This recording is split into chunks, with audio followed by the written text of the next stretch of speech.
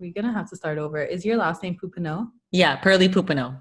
Okay, cool. Yeah. Because I saw Buller and I'm like, maybe that's like your maiden clarify name. that. I don't know. No, it is. It's my maiden name, but it still appears like on emails and things like that. So that's my bad. I should change that. Right. No, it's okay. Okay. Sorry. It's okay. Okay. Hi, everyone. My name is Keiana. I am the founder of Unreservd, and today I am having a conversation with Pearly Pouponneau on navigating race and racism and that discussion with children. So just before I even get into the video, I'm going to let Pearly kind of introduce herself to you guys. Hi guys, I'm so bad with like intros about myself, but my name is Pearly Pouponneau. I am the host of the Diatribe Podcast. I'm also co-founder of Colors of Mama. Basically, to spare you guys minutes and minutes of your time, both platforms are to serve as healing spaces, judgment-free spaces, and my particular audience is women of color, BIPOC women, and anybody who identifies as such, and really anybody who feels suppressed. You're welcome to check out my pages. And I'm also a mama and a wife. My husband and daughter are my pride and joy. And yeah, I'm just I'm a cool mom. I'm not a regular mom. A cool one.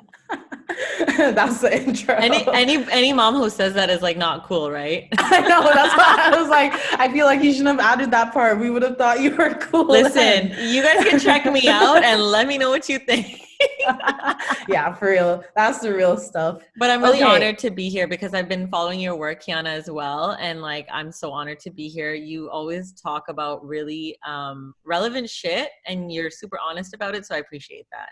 It's interesting that you say that because I've been fangirling about you for like weeks leading up to actually messaging you. I kept saying, okay, like I need to set the script perfectly before I message her so that if she comes at me with questions, I have it laid out for her. So it's like now I'm meeting you and you're like just so super chill and like the conversation flow. Like guys, we spoke for a whole 40 minutes before this. Like that could have been the episode. I appreciate you saying that though, because like I think that's why we're so connected because we have similar values with our platform. Mm-hmm. So that's dope. Okay, so guys, as we said, today's conversation is talking to your children about race and racism as that goes along. And so, I'm just going to start with a very straight question. Mm-hmm. As a parent, how do you even begin that conversation with your child about race? I think it's super important to start that conversation immediately. As soon as you recognize that your kid has social cues or is comprehending things you're saying, comprehending actions, it's super important because at 2 or 3 years old, I think it's 3 years old, they start, I don't want to just say discriminating, but they start having preferences based on skin color. So, if your kids don't have people around them that are colored, if they're not in daycares that are diverse, if they're not exposed to different ethnicities, foods, books, cultures, it's going to show. And as parents, we have the responsibility to open them up to that. And, I'm blessed. I consider it blessed that I'm South Asian descent and my husband is Black and Canadian. So when my daughter looks at her relatives, they're Black, they're brown, they're white. So it's kind of like, there's no excuses for us. She's already privy to it. But I think it's important for non-people of color to make sure that they're doing that inner work to identify why they don't have a single Black friend to, not expose their kid to, but for their child to see. Right. And so you have a daughter and she's 4, right? Yeah, she's going to be 4 in a couple months. So yeah. Is it only your daughter? Or do you have another kid? For now, just her. We definitely want to have more eventually, but for now, just her. Okay. Okay, for sure. Okay. Because I was wondering, so is that personally how you had that conversation, or is that something you learned along the way that this is the age I should be doing this? So like, did you talk to your daughter at that same like 2/3 phase, or was it later on and then you were like, oh, this is maybe something I should have talked about earlier? Does that make sense? That's a really good question. Me personally, when I was growing up, 0 conversations about race. It was just about our own culture. And we also had our identity issues as Punjabi Malaysian. So it was kind of just like assimilate, try to blend into the Punjabi crowd, try not to stand out with our differences, and our differences were that we were more liberal. We dressed however we wanted to. Did you grow up in Canada or Yeah, in I grew India? up. I grew up Well, in in Canada. Malaysia. Okay. So I grew up in Canada. I've been to Malaysia many times. My parents and my sibling grew up in Malaysia, and most of my cousins as well. And actually, most of my family still live there. But with my daughter, like I was saying, like she's already been so exposed to all the cultures that she's made up of, which is Punjabi, Haitian, Canadian, and Malaysian culture. I remember when she was about 15 months, we were at the thrift store, and I let her like pick out any toy, and she picked out her first like baby doll, and it was a black baby. And it was the baby it was Princess Tiana from Princess and the Frog, but like baby version. And I was just like, I didn't flinch or think about it or get over emotional or anything. I was just like, yeah, okay, perfect. You picked this beautiful baby. Let's go, whatever. And then my husband, he's black, and he pointed out, he's like, it's so beautiful that like you guys just came home with the black baby, and like you're not making a big deal out of it, and you're not like being like, oh, it has to be, different colors or whatever. And I'm like, she must have just thought it looks like my aunts and my cousins or my uncles or whatever. So I love the baby, whatever it is, what it is. So for us, we didn't have to have a particular conversation about that. But as her vocabulary developed and as she grew, I damn sure let her know that you are Haitian, you are Punjabi, you are also white.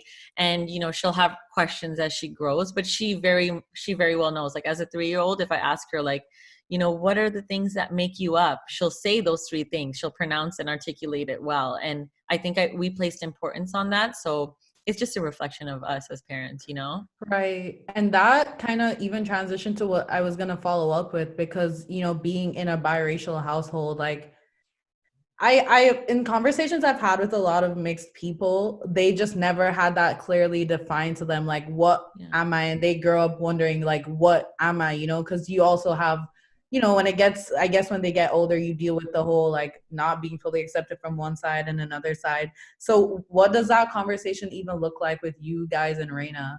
So like with race and culture, like if it's the same or if it's separate. Right. So I'm really glad you asked that, because that's something that I was questioning in the last year as well. Now that she's older, our summers, for example, are taken up by weddings. So we have a lot of Indian weddings, but then now this is new to my life. I've been, involved and invited to Black weddings in the past, but now our summers are literally divided between both. So she gets to openly see both cultures. However, her dialogue is changing as she grows. So we have told her specific things that, come from each culture that she's from.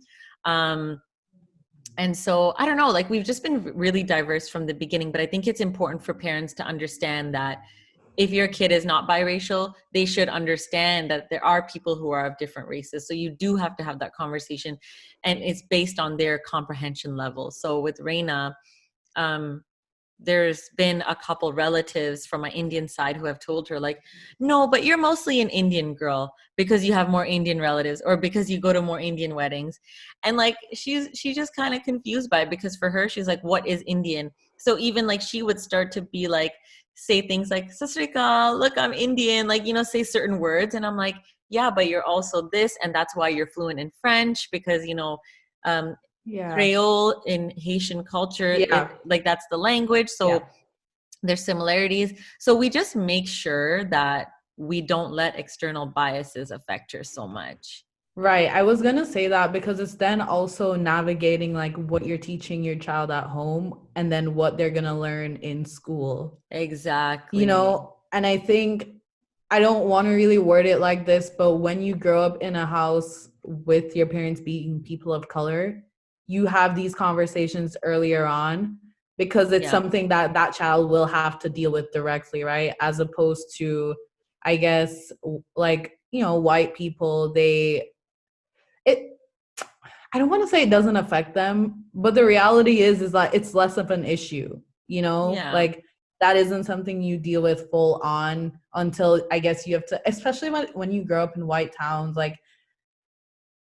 because then I'm wondering, what does that conversation look like? Like, what does a conversation with white parents that want to teach their kids these things, what does that look like for them? Like, because if they are in a city, filled with a lot of other white people, would you Right. tell your child you're teaching them to love everyone, be diverse, like all these forms of people, but you're only showing them one thing? Right. And it's weird because like, so I have this particular example. I was in grade 3 and the teacher was going around the class asking everybody to state their background. And already I was like, oh my God, like, am I going to say Punjabi? Am I going to say Malaysian? But like, I'll say both. But I was like, why do I want to say that? And like, I see myself and my daughter where she questions everything, but out of curiosity and love. So where my mom specifically would be like, what's wrong with you? When she questions things like that, I'm like, let me have a conversation with my 3-year-old daughter, you know? And I remember it being my turn to answer the question. And I was so, for some reason, shook. I was not embarrassed or anything. I was shook that I was like, I don't know. And I don't want to answer. And then the teacher is prying and prying and prying. And I'm just like, I don't want to answer. And then I got in trouble for it. And it's just like, you know, there, and the school that I went to was in a very diverse neighborhood, but I still thought it was weird for a white woman to stand up in front of a class of children who are, how old are we in grade 3? Like 7, 8, Like nine-ish, 9-ish, 8, 9, yeah. to ask that when clearly it's a very multicultural classroom. Clearly there may be issues with identity or just uncomfortableness. Like, you know, it's the same. The modern version of that is a white woman coming into our DMs being like, explain race to us and explain our problem at, you know, and that there's nothing particularly wrong with that, but it's a lot of fucking pressure. So Right. I remember that one moment, and I went home and like I was in trouble for it, and the teacher was saying like she was embarrassed so she didn't want to answer, blah blah blah. And I'm like, no, I was not embarrassed. It's just weird. So anyways, I digressed and I forgot what you had asked, but it's important for Reina to like feel secure in who she is as well. And yeah, it's tough for kids. And I just want to give her everything that I can give her, knowing that she's a Black, brown, white woman, you know, like I wouldn't even like, yes, she has white in her blood, but she's not going to be seen as that in the world ever. She's going to It's be seen as a interesting. Black or brown woman. Right. And it's so interesting to me because I just like, I always talk about how the world, like a lot of people are getting in interracial relationships, and people don't keep in mind, like, especially when it's like you were mixed, those are 3 races. How do you teach that to your child? Because you need to show both your sides. And then I guess it also depends on like how much of value do you place on like culture. So Right. that's like to individual households. But I always think people enter these relationships, they don't think about that is something the child needs to understand, because that's a part of their identity. And while to you, which I guess is leading into my next question, where people try to be like colorblind to things, and that whole idea that like, oh, like you're just a person, like don't worry about blah blah Right. blah. And so how do you deal with that, or what are your thoughts on parents that try to go about it in the sense of just be colorblind, like it doesn't really matter? Right. I'm glad you asked that, because when you were coming into that question, it made me think of when I was pregnant with Reina. I was like, wow, she's going to be mixed a lot of things. How do I make sure that she is aware of that, one, and two, is okay with who she is and embraces it more so than just being okay with it? And I had told one of my girlfriends who was biracial as well. One of her mixes was Black. She's like, well, my parents raised me to just not see color. And I'm like, well, that's kind of like it. Even in that moment, I didn't even know what microaggression was.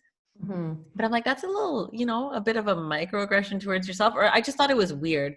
And I'm like, I always saw that term or that phrase, I don't see color, as a way of denying identity. And Right. also a way of like looking at people of color by being like, it's bad, so let's not focus on that. Don't worry. No, that we don't care about that. Don't.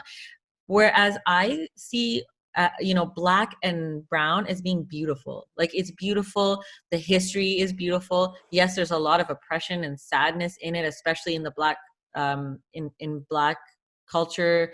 But for me, saying I don't see color is a way of discrediting and erasing a whole heritage, a whole lineage, the ancestors that came before. It erases, you know, that person's parents. Like, to think that we're all one race is not correct. it's not the right way to see it, because it's important for us to embrace and understand all of the things we get from different cultures.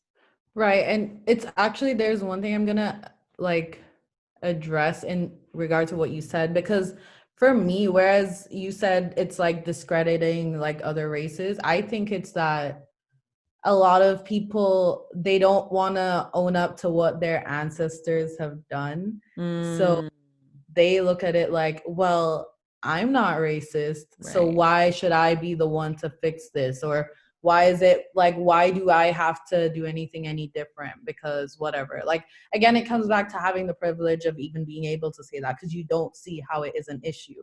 But for a lot of people, which is what we're realizing right now, you know, with people thinking like it's okay to just not be racist when you need to be anti-racist, because the reality is you may not be racist, but there are people in society that are. There are a lot of white people in society that are, which is why non-racist white people don't understand where all this aggression and anger comes from, because they look on it like, well, me and my friends are we're all here. We just go to the club. We hang out with all of you guys. Like, we're not problematic, right? Yeah. Like, but then you know you have like your uncle just shouting slurs at people and you don't even know, right? So, and aside from that too, it's like, I guess I already touched on the microaggressions. And that's important that you said that, though, because people don't realize that ancestors are any descendants that have passed on. So your parents could be ancestors. And the reality is, if we look back on history and how prevalent racism has been, racism is still very much alive, first of all. However, if we really like break it down like this, our grandparents, for example, it was their generation where certain laws came into place. So something we've been seeing in the news lately is that just in the 1950s or 60s is when interracial marriages became legal in the States.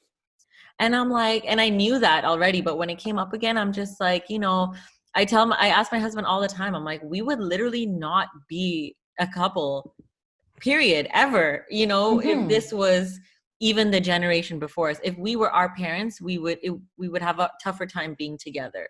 And it makes me think of like his parents, his mom is white and his dad is Haitian from Haiti. And his dad is actually like, both of his parents has passed, but his dad was much older. His dad was born in 1936. So he done been seen everything.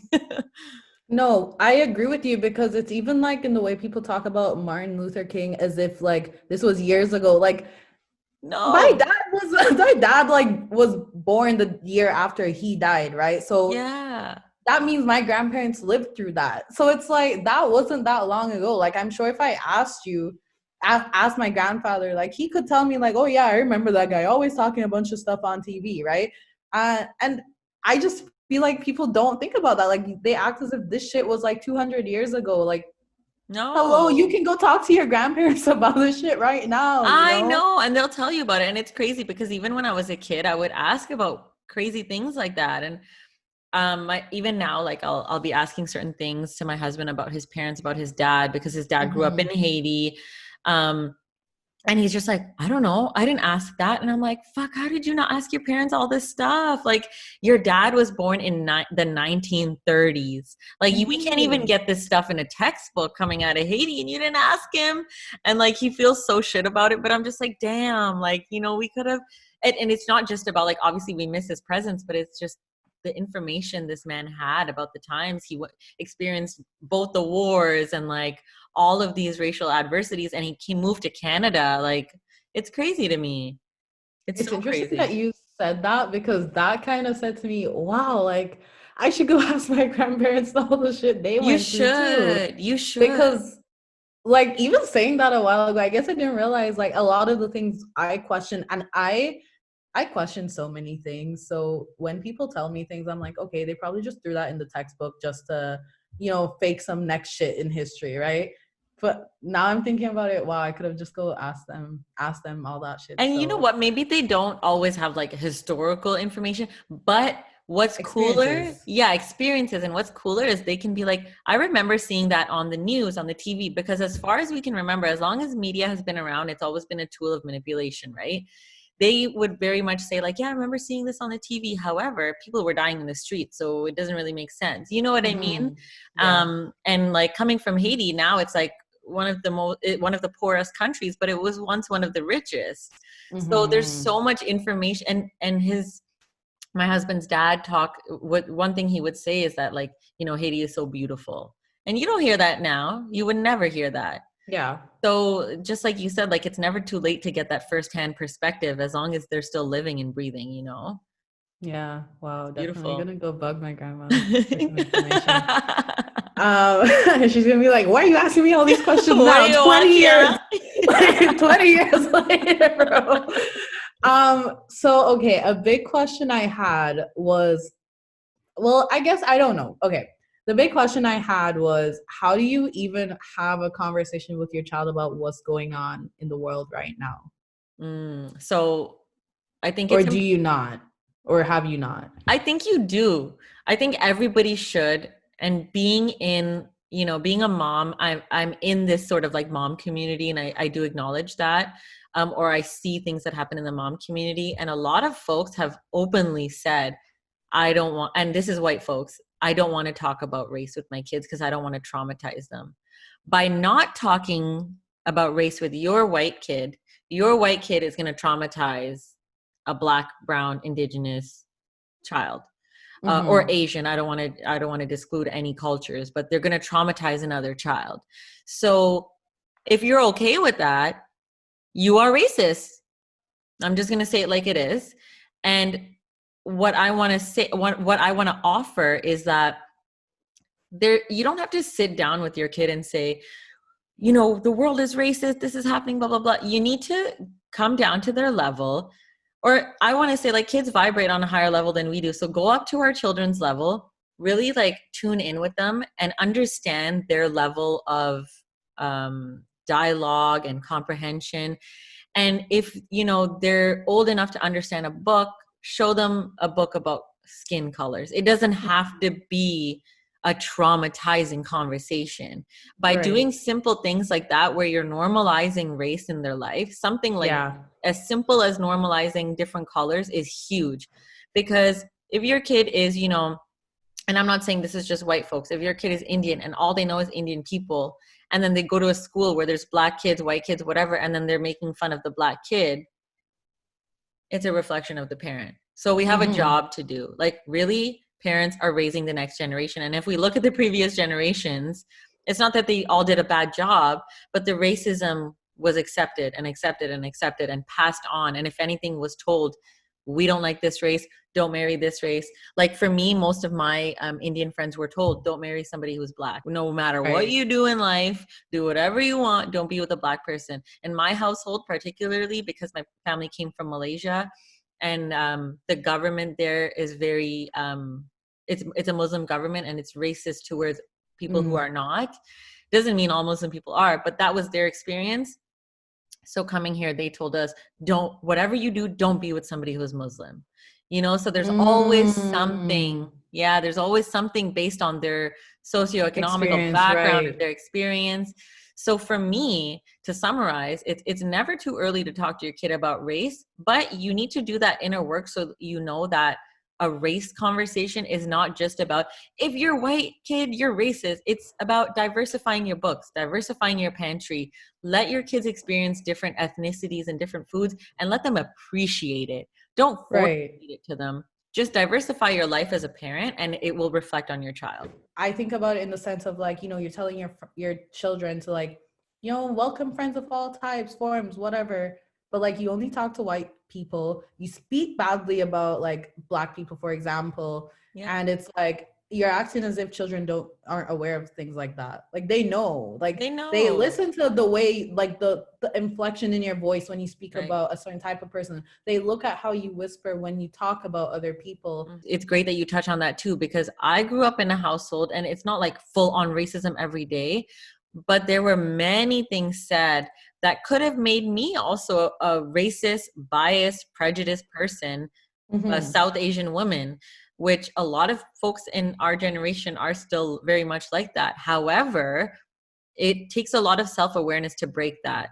And by having that self-awareness, it allows you to do the inner work that's important. So in all of this too, a lot of folks are worried about diversifying their page, diversifying their feed. And oh my gosh, I haven't I don't have any campaigns or photos with Black people or people of color.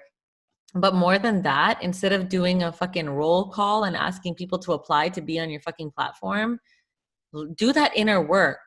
Like, figure your shit out, figure yourself out, figure out why, whether you're Indian, whether you're white, why don't you have a lot of, you know, multicultural friends? And more than that, like, why don't you care to understand them? Obviously, there's biases and stereotypes there. And in every culture, there's anti-Blackness in every single culture. So every single person has work to do. No, I agree with you. And this kind of stems, it drifts away from race, but I think the example kind of still like hits. Is I was talking to someone and I said to them, you know, now being older, and this is in my, I'm 22, in my 22nd year, that I'm realizing why, like, when I was younger, they forced us to volunteer in school, is because like they want you to interact with different people in society, because like Jamaica is very classist, right? So, and I went to like prep school, so I guess like private school, and it wasn't even necessarily a case where like I was rich, but I did go to the school, so they always encouraged you like volunteer and visit these cities and see what goes on there and get out of your bubble, basically. And so that is the message. It's like you need to step outside of your comfort zone, and if you're not okay with that, then why is that? Like, do you feel you're better than people? Like, it's really the issue. Like, do you think you are any level above this person? Why you can't go and treat this person as a human as opposed to other? That's amazing. If every school could have that sort of principle where they encourage their students to like come outside of their bubble and like, you know, visit different parts of the world, of the city. And it's funny that you say that, because I've always been that person where like I literally can go anywhere and I will kick it with anybody. And I will never, and I would never think that like, oh, we're different or whatever. I just genuinely can be cool with our differences. And I still find similarities, because instead of thinking of it as I don't see color, it's like I see your color, I see our different cultures, and I embrace it, and I want to understand it, and I want to appreciate it. And I want my daughter to do the same thing. And her daycare is pretty diverse, but I've already seen kids her age differentiate based on color. So then do you think there's a lot of pressure on you as a parent to like fill in these gaps on like conversations about race and racism, since that isn't taught as much in school, where children are interacting more often when they're younger? Now that she's getting older, and so we live in Quebec, on the Quebec side, so she's going to start school when she's 5 years old. In Ontario, it's 4, but I'm already, you know, privy to the fact that the school system is racist. And teachers are not equipped to, all respected teachers, like love them, but they're underfunded as well, meaning they don't necessarily have classes, tools, and resources to teach them about anti-racism. And yes, we all have a job to do as individuals, and I hold them to the same accountability. But at the same time, I'm like, what's school going to look like for her? Is she going to be in a classroom where she's being singled out about her culture and race like I was, and made to feel uncomfortable? And it is weird, but at the same time, it's sad to know that racism actually starts in school. If, you know, based on conversations I've had with any of my friends, whether they're parents or not, their earliest memories of microaggressions, I just like to call it racism because it's a form of that, started in elementary school, whether it was with a teacher. 99% of them said it was at lunchtime. It just makes me feel sad to know, especially like in my household, food is a love language. It's always been that. Even though like I come from a really dysfunctional family, the one thing we always had and shared was a good meal. And to know that that's one of my earliest memories of like being discriminated myself, and then seeing, like, I grew up with a lot of Somalian friends, to see how they were discriminated for their food. And we're literally called dirty. And now we're all at restaurants. Like, you know what I mean? Like, it's really tough to think about. See, that's why to me, like, and this is a different conversation in itself. It's like, even when people get older and they're like, yeah, like I love like Ethiopian food, and like, you know one thing, and like you also mock the Ethiopian kid when they brought that shit when they were younger, and like it just shows you too, it's like people are more open to things as they get older, but like when they're children, like they were never taught the right things, right? Like, so for them, it was just like, this shit's different. I don't know what it is. It doesn't smell like everything else that everyone else has. So it's wrong, you know? Yeah. And so I think acknowledgement is like so important too. Like I know most people don't have it in them, but if you know you've potentially hurt somebody like that or traumatized somebody like that, like reach out to them and let them know, you know, let them know, or even just like try to support. Like we have Google at our fingertips. We have every resource at our fingertips. Try to make sure you're supporting that ethnicity's, like, you know, somebody from that ethnicity or culture who owns a restaurant.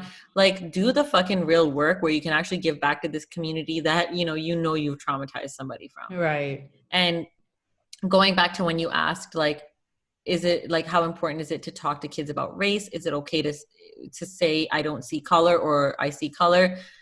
I think that if you're very much focused on protecting your kid from the race conversation because you don't want to traumatize them, which is the consensus in these conversations, you're in turn being okay with your kid traumatizing a BIPOC kid. And that means that their lives are less important to you than yours. Nobody is saying that you should not protect your kid, you know, first. Protect your kid first, but they're not being physically or emotionally harmed in this case. If they are going out there and being ignorant to other cultures, your kid is harming somebody else. Right. So talk to your fucking kids. Period. I think that was a strong note. A strong note to end with. I love that.